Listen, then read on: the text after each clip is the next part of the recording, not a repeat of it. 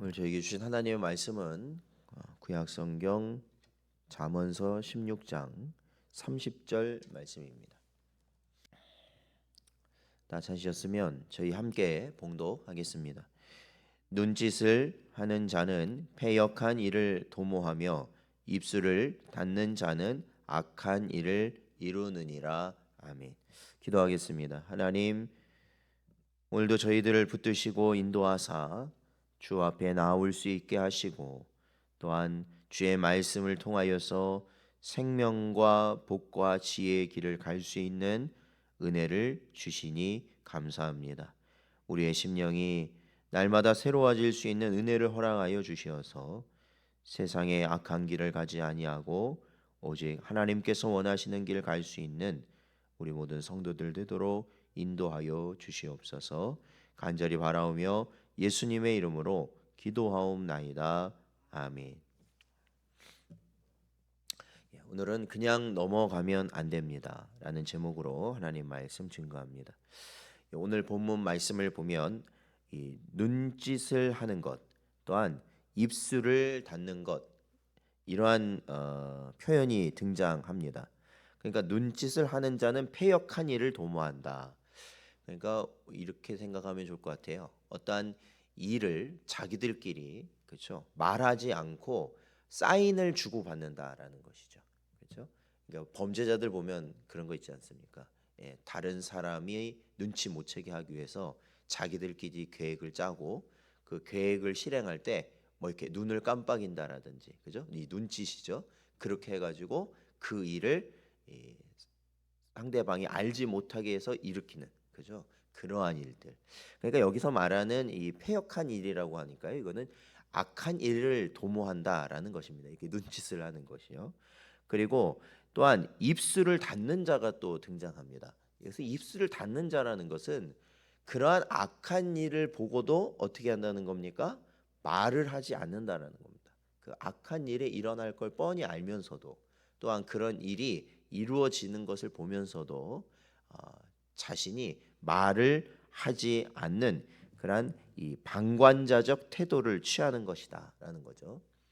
그래서 저희들이 이 뉴스를 통해서나 사건 사고 그런 걸 간혹 보면은 이 대낮에 또 사람들이 많은 거리에서, 그러니까 요즘 그런 거 있었잖아요. 얼마 전 거만 해도 이 묻지마 범죄라고 그래가지고 막 그 행인을 뭐 남자나 여자나 할 것 없이 갑자기 막 칼을 들고 쫓아가지고 그 사람을 막 이렇게 어, 해를 가하고 또 막 사람을 때리고 그러는 경우들이 있습니다. 그러면 간혹 이제 주변에 있는 사람들이 그 범죄를 저지르는 사람을 붙잡아 가지고요, 그거를 막아 가지고 큰 일을 면하는 경우도 있지만 그 반대의 경우도 있다라는 거죠. 그러한 광경을 보고도 그냥 지나친다라는 거예요. 그냥 지나친다는 겁니다.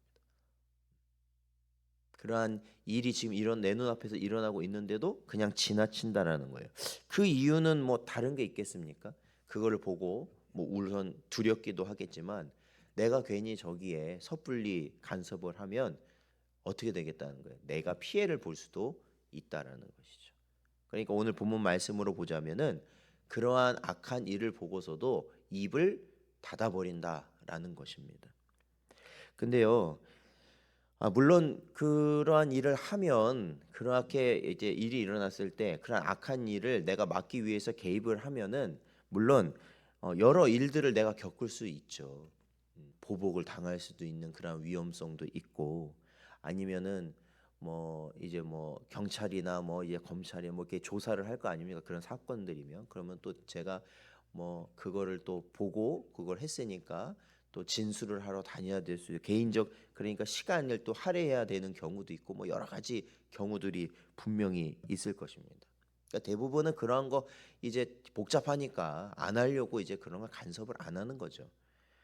그러나 중요한 것은 내가 하지 않았기 때문에 그 악은 나와 상관없구나라고 생각할 수도 있지만, 어떻게 보면 세상 법정에서는 그렇게 우리를 판단할 수도 있겠지만, 중요한 것은 하나님 앞에서는 그렇지 않다라는 것입니다. 하나님 앞에서는 악을 방관하는 것도 악이라고 가르치고 있다라는 것이죠. 악을 방관하고 묵인하는 것 또한 그 스스로 그 악에 동조하며 이 동참하는 것이다라고 성경은 보고 있기 때문에 그렇습니다. 하나님 앞에서는 직접적으로 악을 행하지 않더라도 악에 대하여 이 방관자적 태도를 취한다면 그것은 악을 행하는 것과 동일하다라는 것이 오늘 본문의 말씀이죠. 사무엘상 3장 12절에서 13절 말씀을 보면 내가 엘리의 집에 대하여 말하는 것을 처음부터 끝까지 그날에 그에게 다 이루리라. 내가 그의 집을 영원토록 심판하겠다고 그에게 말한 것은 그가 아는 죄악 때문이니 이는 그가 자기의 아들들이 저주를 자청하되 금하지 아니하였음이니라 말씀하고 있습니다. 사무엘상을 보면 이제 사무엘 상하에서는 주된 선지자 또한 사사의 역할을 했던 사람이 사무엘입니다. 그런데 사무엘이 등장하기 직전까지의 제사장이 바로 엘리였습니다. 근데 그 엘리가 이제 나이를 들어서 자기의 아들들에게 이제 그러한 이 하나님을 섬기고 백성을 다스리는 직무를 주었는데 그들이 어떻게 행하였냐면 하나님 앞에서도 그렇고 백성들 앞에서도 그렇고 바로 악을 행하였다라는 것입니다. 그런데 이 당시 이 제사장이 엘리가 자신의 아들들의 그 죄악을 보고 어떻게 했냐면 방금 저희가 함께 본 사무엘상 3장 12절 13절의 말씀처럼 그거를 방관해 버렸다라는 것입니다. 그들의 죄악을 금하지 아니하였다라는 것입니다. 그래서 결국 어떠한 결과를 초래하였느냐? 결국에는 이 아들들만이 아니라 엘리 자신을 포함한 그 집안 모두가 멸망당하고 말았습니다. 그러므로 우리 성도들은요 절대로 악을 묵인하고 넘어가면 안 됩니다. 악이라고 느껴지고 판단되어지는 그러니까 성도의 양심에 거리끼는 것을 우리가 그냥 넘어가면 안 된다는 것입니다.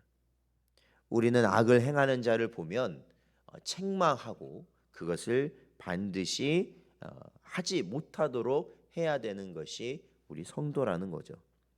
특별히 우리 성도들은요 영적 분별이 있어서요 세상 다른 사람들이 죄라고 여겨지지 않는 것까지도 우리는 분별해 낼 수 있는 자들이 되어야 합니다.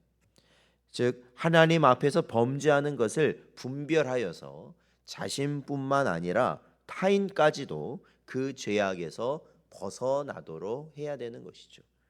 오늘도 이 시간 나와서 기도하는 저와 여러분이 이 기도하는 가운데 주시는 은혜가 무엇이겠습니까? 그것은 우리가 이 죄를 분별할 수 있는 은혜를 하나님께서 저희에게 주시는 줄로 믿습니다. 그래서 세상 사람들은 죄라고 여기지도 않고 또한 이 신앙의 성숙이 이루어지지 못하는 자들도 아직 죄라고 깨닫지 못하는 부분까지도 우리가 어떻게 해야 됩니까? 하나님 앞에서 우리가 이것이 죄라고 느끼는 것, 죄라고 구분하는 것, 이 분별하는 것, 그것이 굉장히 중요합니다. 그러니까 지난 주일 말씀처럼 어떻게 해요? 우리 성도들은 율법처럼 죄를 드러나도록 해야 된다라는 거예요. 죄가 드러나도록. 그래야 어떻게 해요? 거룩이 이루어진다라는 것입니다. 여러분 한 사람 한 사람이 이 교회 안에서도 이 죄라는 것이 이 어떠한 것이 하나님 앞에 죄인지를 드러낼 수 있는 말과 행동과 삶 그것이 이루어질 때 교회는 거룩의 길을 갈 수 있게 된다라는 것입니다.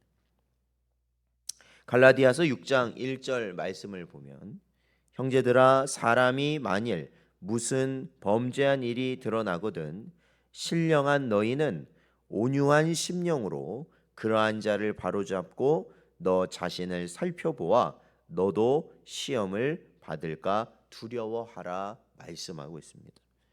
그렇습니다. 사랑하는 성도 여러분, 언제나 하나님 앞에서 또한 우리의 이웃들 앞에서 악을 행하지 않을 뿐만 아니라 묵인하거나 용납하지도 않는 성도들로 살아가는 여러분 되시기를 주의 이름으로 축원드립니다.